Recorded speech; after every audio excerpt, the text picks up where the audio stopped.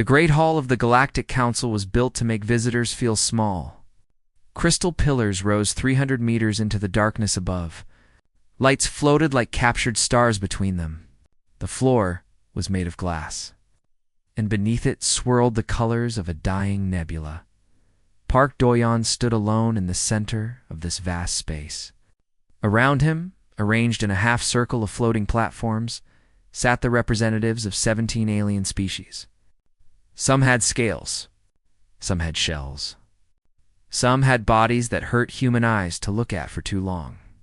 All of them were looking at him with expressions that ranged from disgust to amusement.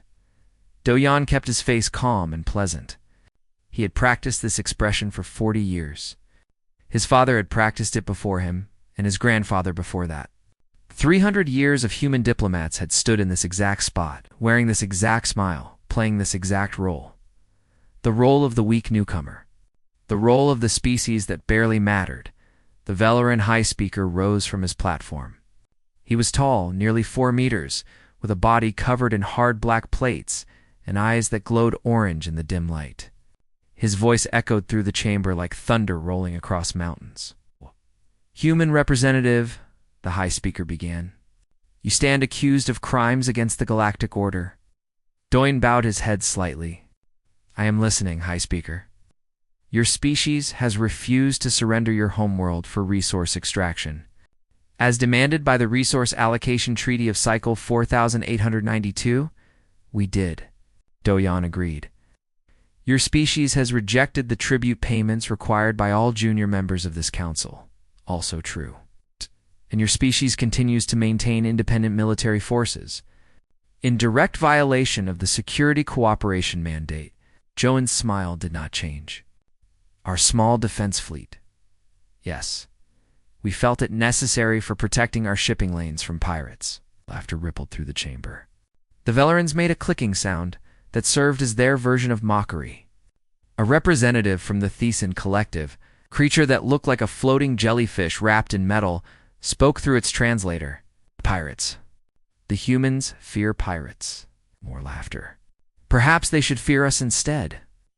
The High Speaker raised one of his 4 arms, and the chamber fell silent. His orange eyes fixed on Doyon with an intensity that would have made most creatures tremble. "Human representative. This council has voted. 14 species have voted in favor of military action. 3 have chosen to stay out of this matter. None have voted to support you." Doyon waited. "The Galactic Council hereby declares a state of war against the species known as humanity. Your worlds will be conquered. Your people will be divided among the victorious powers. Your homeworld will be stripped for resources." The High Speaker leaned forward. "Do you have anything to say?" The chamber waited. Every alien eye, sensor, or other perception organ focused on the small human standing alone on the glass floor. They expected fear. They expected begging. They expected the desperate negotiations of a doomed species. What they got was something different. Park Doyon's pleasant smile changed. It became something else entirely. Something that made several of the alien delegates shift uncomfortably in their seats without knowing why. "High Speaker," Doyon said, his voice calm and clear. "On behalf of Earth and all human territories, I accept your declaration of war." He reached up and touched the small silver device on his wrist. It looked like a simple bracelet, the kind humans wore for fashion. But when he pressed it, a small blue light began to blink. 300 years, Doyon continued. That is how long humanity has been part of this council. 300 years of following your rules, paying your fees, accepting your insults. He looked around the chamber slowly, meeting the eyes of every delegate. 300 years of watching, learning, preparing. The Thesan representative floated closer. Preparing? Preparing for what? Your species has no significant military. Your technology is generations behind ours. Your population is tiny compared to any major power. Doyon laughed. It was a genuine laugh, warm and full of real amusement. This confused the aliens even more than his smile had. "You know what the most dangerous thing about humans is?" Doyon asked. "It is not our strength. It is our patience." He glanced at his blinking bracelet. "The signal has been sent." By now, every human settlement in the galaxy has received it, and right now on Earth a very specific order is being given. He turned to face the High Speaker directly. It is finally time. 12,000 light-years away, in a bunker carved 3 kilometers beneath the mountains of the Korean peninsula, Fleet Admiral Kim Yuna watched a small blue dot appear on her screen. She had been waiting for this her entire life. Her mother had waited for it before her. 5 generations of her family had served in this bunker, waiting for this exact moment. She turned to face her command staff. 40 men and women in dark uniforms, each one trained from childhood for this day. They looked at her with eyes full of anticipation. The signal, Yuna said. It finally came. She walked to the center of the command room and pressed her palm against a console that had never been activated. Red lights turned to green across every screen in the room. On the main display, a map of the solar system appeared. Little icons began to change color, revealing things that had been hidden for centuries. 300 years of letting them laugh at us. 300 years of building in secret while they thought we were nothing. She turned to her communications officer. Inform the Shadow Fleet. All 12 battle groups. Tell them we are done pretending. Across the solar system, things began to move. Research stations that had orbited Jupiter for a century dropped their disguises, revealing weapons that could crack planets open. Mining vessels in the asteroid belt unfolded into warships. Satellites that had been dismissed as simple communication relays activated targeting systems that could track individual atoms across millions of kilometers and on the surface of Earth itself. Mountains opened. Oceans parted. Cities revealed hidden hangars beneath their streets. Humanity had been preparing for war since the day they first met alien life. Every treaty they signed, every insult they accepted, every time they bent their heads and played the role of the weak newcomer. It had all been part of the plan. The galaxy had declared war on Earth. Earth was finally allowed to respond. The Velarin Armada was a thing of terrible beauty. 10,000 warships, each one the size of a small city, moved through space in perfect formation. Their black holes absorbed light. Their weapons glowed with energy that could melt continents. They had conquered 37 species in their long history, and they had never lost a war. Admiral Kresh stood on the bridge of the flagship Unbreakable, watching the yellow star of the human home system grow larger on his screens. Around him, his officers worked at their stations with calm efficiency. This would be an easy victory. Everyone knew it. Admiral, one of his officers reported, we are detecting the human defense fleet.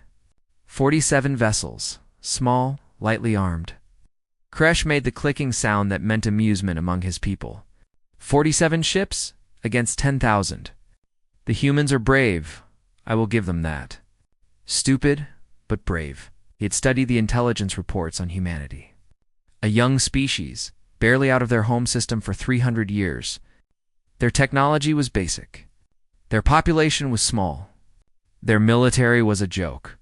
The only interesting thing about them was their strange history of fighting each other. Kresh saw this as weakness, not strength. A species that could not even unite itself was no threat to the Velarin Empire. Order the fleet to attack formation, Kresh commanded.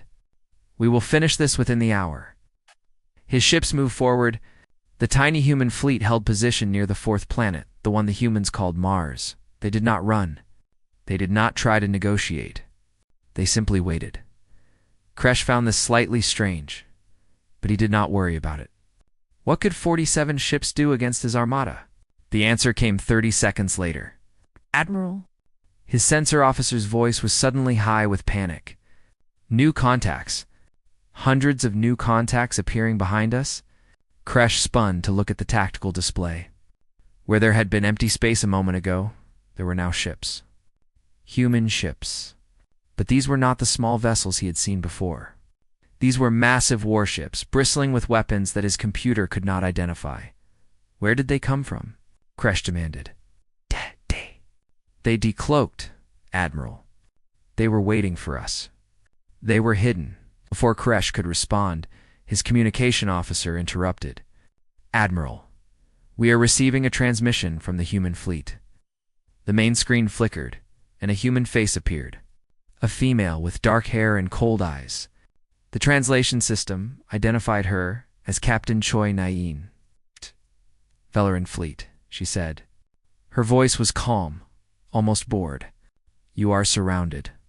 Your retreat path has been cut off. Your weapons cannot penetrate our shields. Your shields cannot stop our weapons." She smiled. It was not a nice smile. "You wanted war with humans? You should have studied our history first." The screen went dark. Then the killing began. Strategic Commander. Lee Hun-woo watched from the lunar defense grid as humanity's trap closed around the Velarin fleet. He had spent 40 years planning this moment.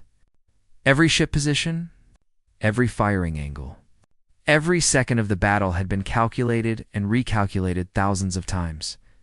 "Begin Phase 2, he ordered. Around Jupiter, the old research stations completed their transformation. They were not research stations anymore. They were weapons platforms. Each one capable of firing beams of focused gravity that could crush a warship into the size of a basketball.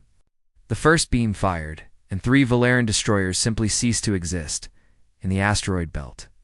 Human warships that had pretended to be mining vessels for a century unleashed their first attack. Missiles that moved at a quarter of the speed of light struck the Velarin rear guard. Shields that were supposed to be unbreakable shattered like glass. Captain Nahan's stealth destroyer dove through the chaos, heading straight for the Velarin flagship. Her ship was fast and small, designed for exactly this kind of mission.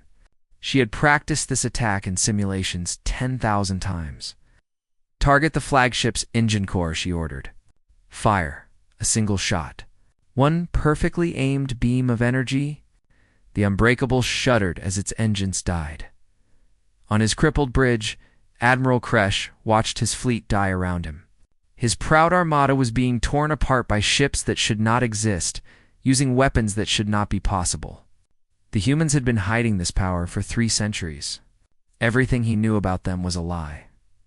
"How?" he whispered. "How is this possible?" The answer came from an unexpected source. His communication screen flickered again, and this time it showed a human male. The translation system identified him as Ambassador Park Do-yan, the same diplomat who had stood before the Galactic Council. "You want to know how?" Do-yan asked.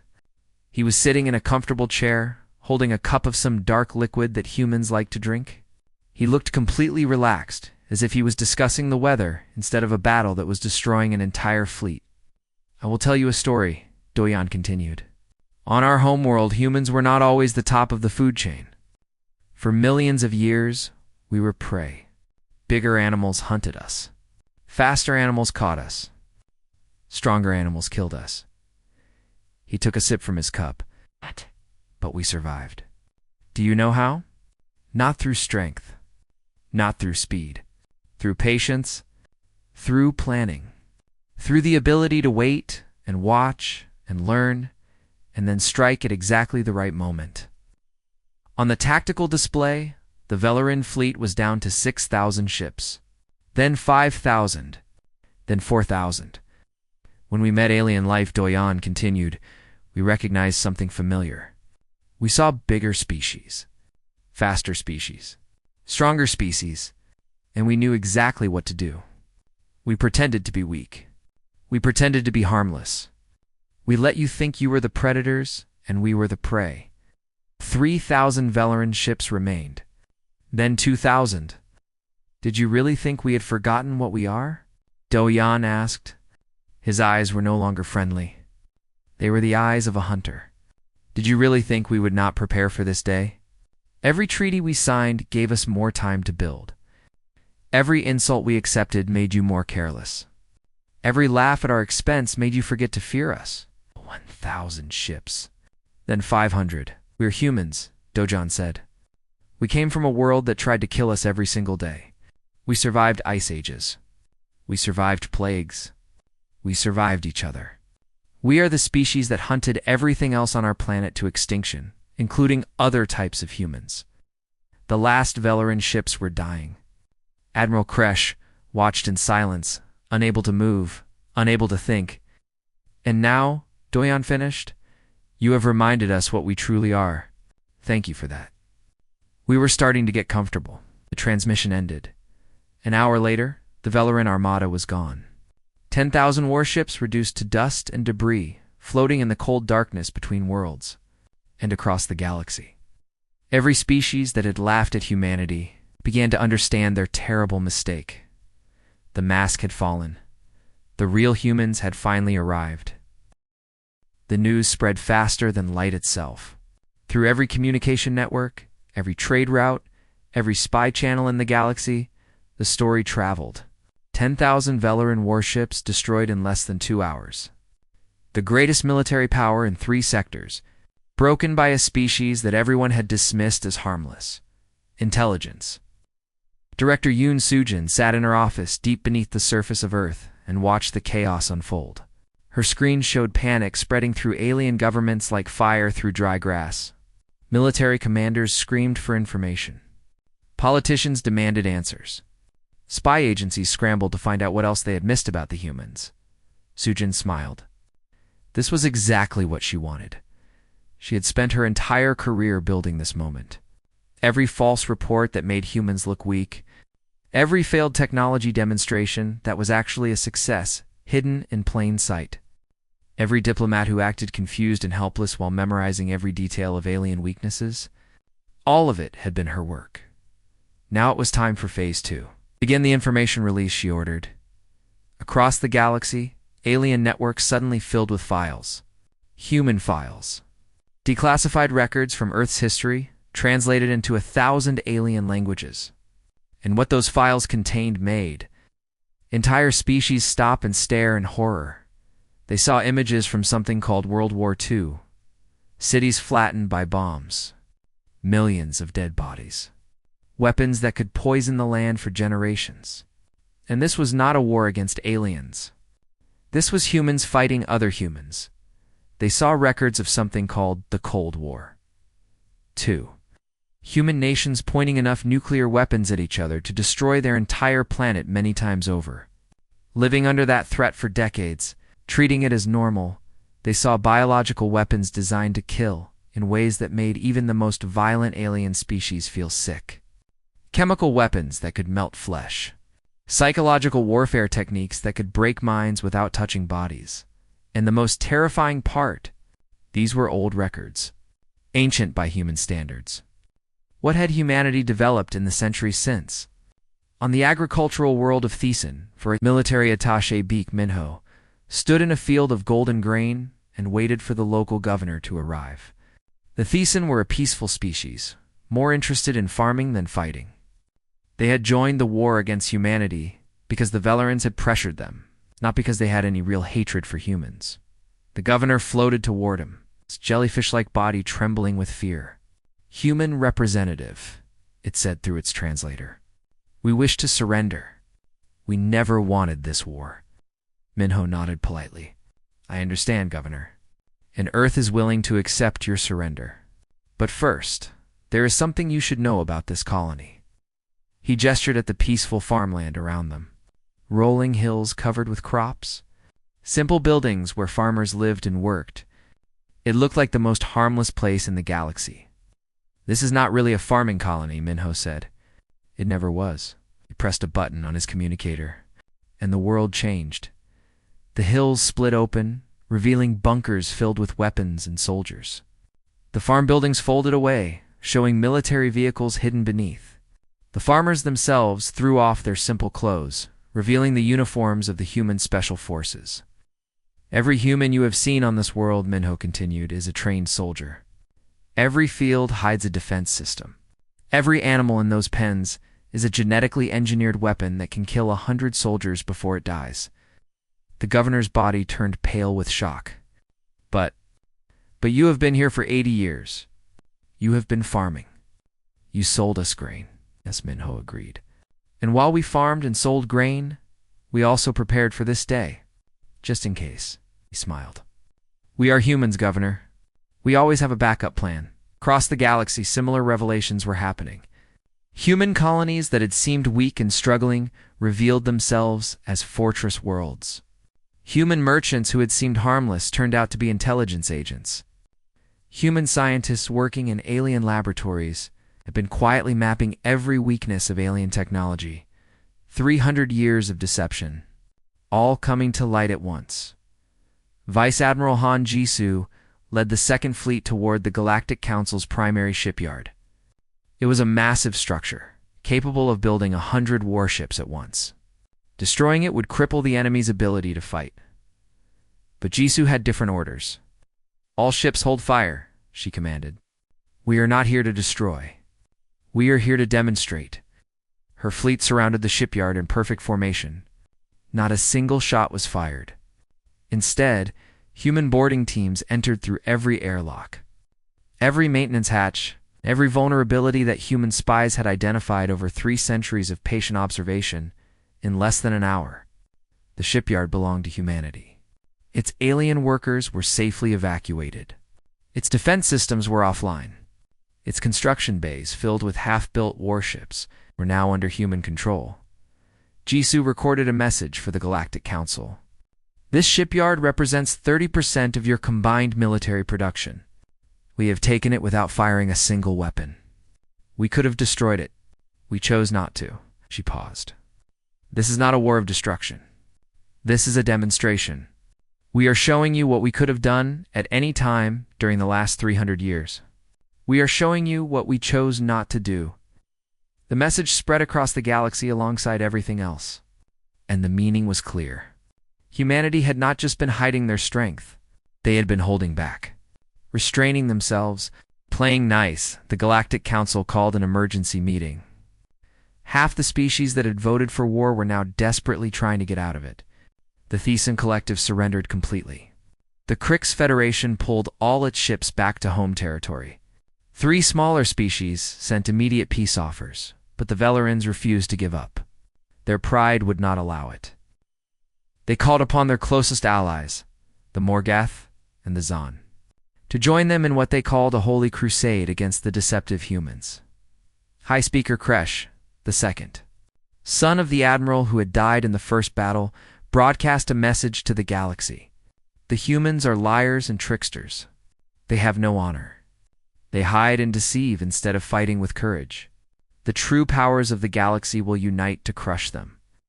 Back on Earth, Intelligence Director Sujin watched this message and laughed. "They still do not understand," she said to Admiral Yuna. "They think our deception was weakness. They think our patience was cowardice." Yuna nodded. "Should we respond?" Sujin thought for a moment. Then she smiled. "Yes. Send them one more file from our archives. Send them the records from something called Vietnam.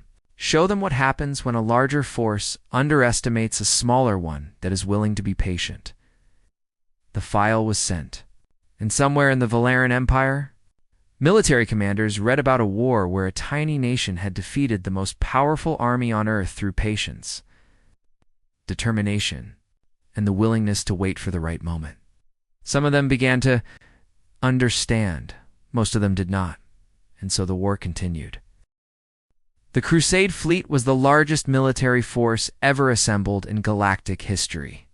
200,000 warships from 6 different species, all united by hatred and fear of humanity. The Velerans led them, burning with desire for revenge. The Morgoth joined for conquest. The Zan fought because they had always feared what humans might become. They came for Earth, not for any colony, not for any outpost. They came for the human homeworld itself, believing that destroying it would break the human spirit forever. General Shin Yunji stood in the command center of Project Aegis and watched them come. She was 63 years old, the daughter of soldiers, the granddaughter of soldiers. From a family that had protected Korea for 1,000 years, now she would protect all of humanity. "Status report," she ordered. "Crusade Fleet will enter weapons range in 4 hours," her aide reported. "All defense systems are active. All personnel are at battle stations." Yonji nodded. "Good. Let them see what we have built." Project Aegis had been humanity's greatest secret. For 300 years, Earth itself had been transformed into a weapon. Every mountain contained railguns that could fire projectiles at nearly the speed of light. Every ocean hid submarine carriers, underwater fortresses that could rise to the surface and launch thousands of attack craft. The moon had been hollowed out and filled with weapon platforms. Mars served as an unsinkable forward base, too tough to destroy, too well defended to capture, and there were other things. Weapons that had never been used. Weapons that humanity hoped would never need to be used. Master tactician Quan Tai Wu stood at the strategy table. He had spent his entire life studying alien military tactics. He knew how the Velerans fought. He knew how the Morgath attacked. He knew every weakness, every habit, every blind spot. They are coming in a standard assault formation, he observed. 6 wings, each one focused on a different approach vector. They plan to overwhelm us with numbers. Can we stop them? Yunji asked. Taiwu smiled slightly. General, we could stop them with half our defenses. They have no idea what they are flying into. The Crusade fleet crossed the orbit of Neptune, then Uranus, then Saturn. At Jupiter, they paused to destroy what they thought were human defense stations. The stations exploded easily, too easily, filling space with debris and radiation that confused enemy sensors. When the debris cleared, the Crusade fleet had lost 2,000 ships to mines hidden in the wreckage. They pushed forward anyway. Their commanders screamed orders, demanding that the fleet maintain formation. Maintain courage. Maintain faith in their holy mission. They would crush the humans. They had to crush the humans. At Mars, the real battle began. Admiral Yuna commanded from the Red Planet's primary fortress, a structure buried so deep underground that nothing short of cracking the planet open could reach it. She watched as the first wave of enemy ships entered weapons range. All batteries, she ordered. Fire. Mars erupted. Weapons that had been hidden for centuries opened fire at once. Beams of energy. Clouds of missiles. Projectiles accelerated to impossible speeds.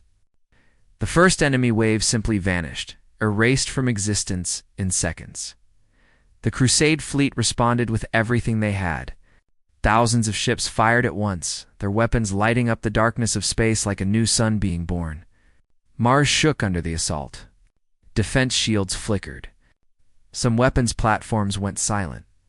But Mars held, and it kept firing.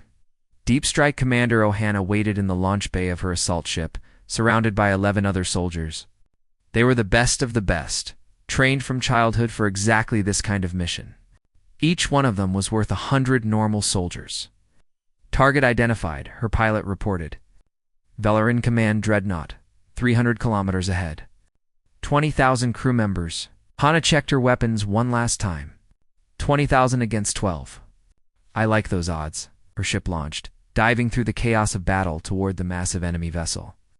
Defensive fire tried to stop them, but Hannah's pilot was too good, too fast, too experienced. They reached the dreadnoughts, HULL, and cut their way inside. What followed would become legend. 12 humans against 20,000 Velerans. The humans moved through the ship like ghosts, killing silently, efficiently, without mercy. They had studied Veleran anatomy for 300 years. They knew exactly where to strike, exactly how to disable, exactly how to kill. The Velerans were bigger, stronger. Their shells were hard enough to stop most weapons. None of it mattered. Humans had been killing things bigger and stronger than themselves since they first learned to make fire in close combat. It turned out humans were absolutely terrifying. Hannah reached the bridge in less than an hour. The Veleran commander tried to fight her himself, his massive body towering over her small human form. She killed him in 3 seconds. Command Dreadnought secured, she reported calmly. Beginning takeover of ship systems. Across the battlefield, similar actions were happening. Human boarding teams captured ship after ship, turning enemy weapons against their former owners. It was not just effective, it was demoralizing. The Crusade fleet was being eaten from within. The battle raged for 72 hours. 3 days of continuous fighting, the largest space battle in galactic history. Taiwu coordinated human forces with perfect precision, exploiting every weakness he had cataloged over decades of study. Yunji commanded the planetary defenses, never flinching even when enemy fire reached the surface of Earth itself. Una directed the counterattacks, sending wave after wave of fresh ships against an enemy that was growing more tired and more desperate by the hour. On the third day, the Crusade fleet broke. They had lost 60% of their ships. 120,000 vessels destroyed or captured. 6 species worth of military power shattered against the defenses of a single world. The survivors tried to retreat. Some made it. Most did not. Admiral Una broadcast a message to the fleeing ships.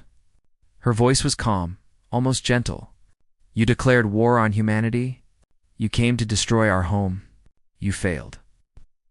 The next fleet you send will not be allowed to retreat. Tell your leaders that. Tell everyone. The message was received across the galaxy, and finally, completely. The alien powers understood what they were dealing with. Humanity was not a young species stumbling through the stars.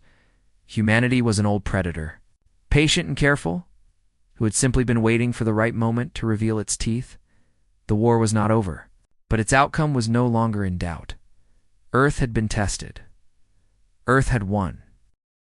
The Galactic Council chamber looked different now. The same crystal pillars rose into darkness. The same glass floor showed the same dying nebula. But the feeling had changed completely.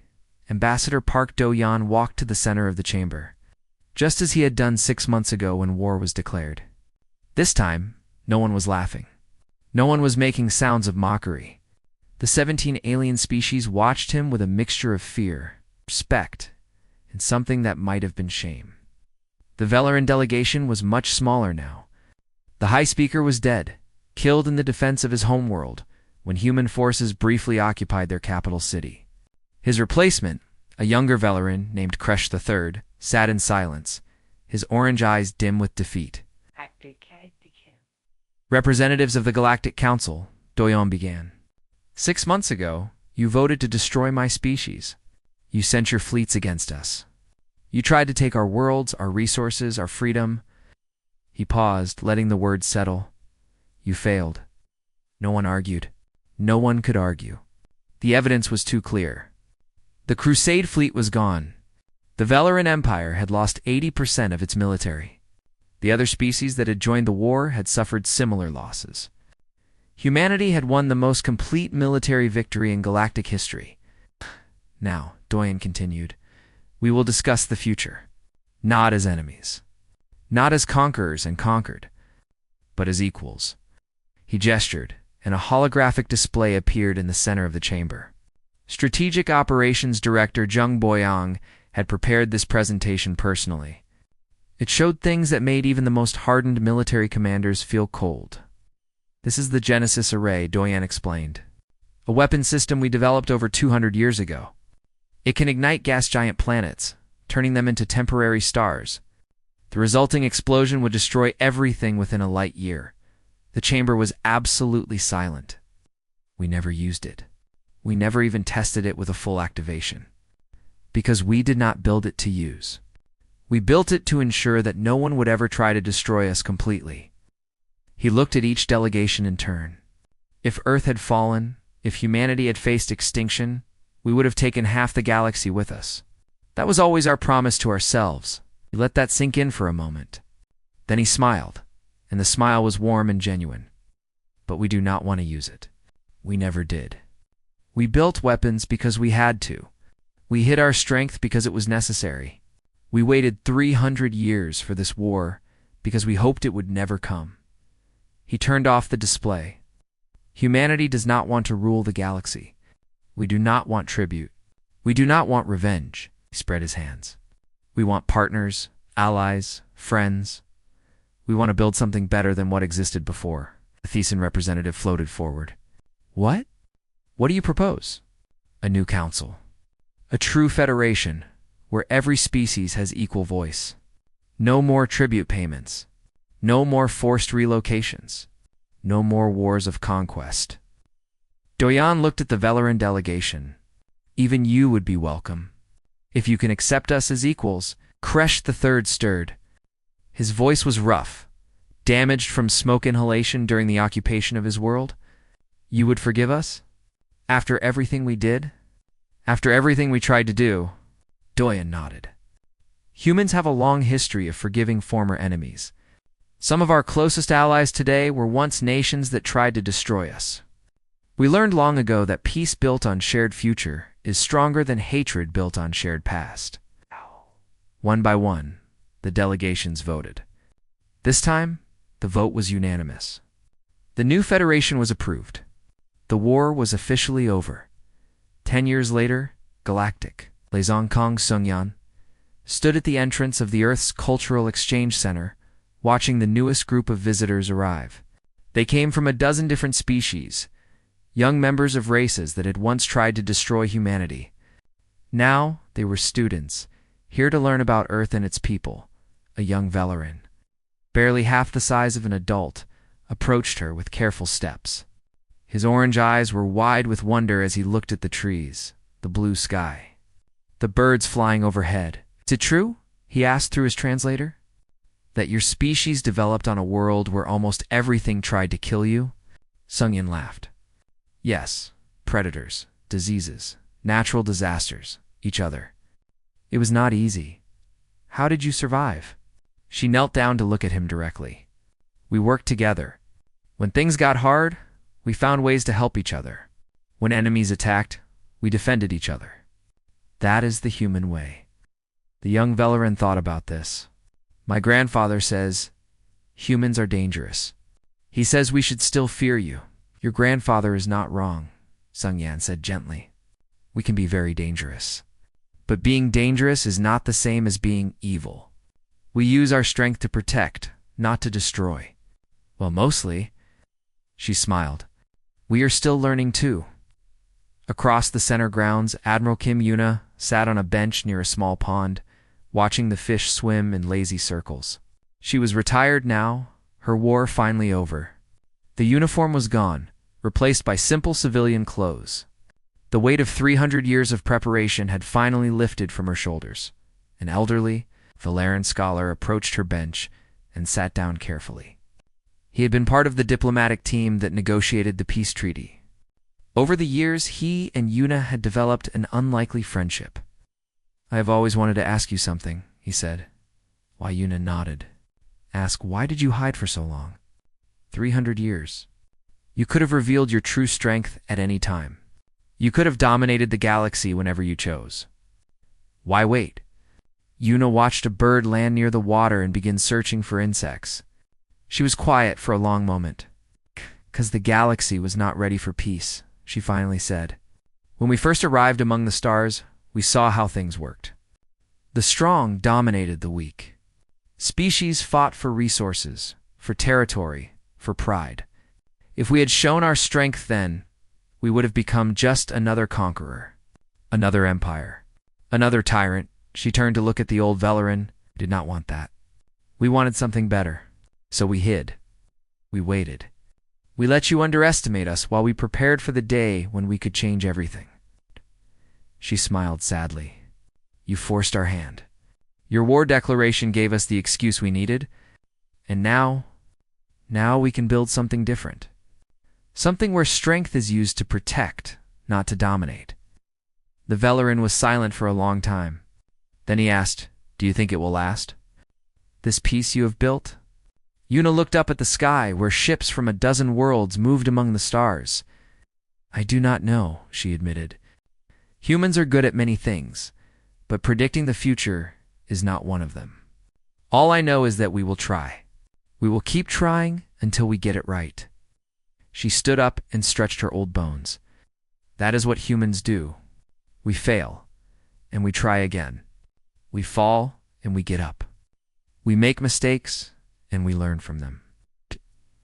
She smiled. It is not elegant. It is not pretty, but it works.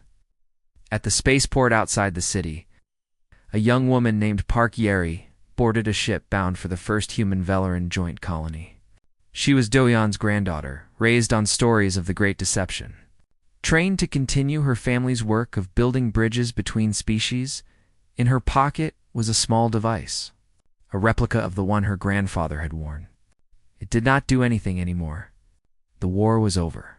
The signal would never need to be sent again, but she kept it anyway. As a reminder that peace was precious because it was hard, that trust was valuable because it was rare, that the best strength was the strength you never had to use.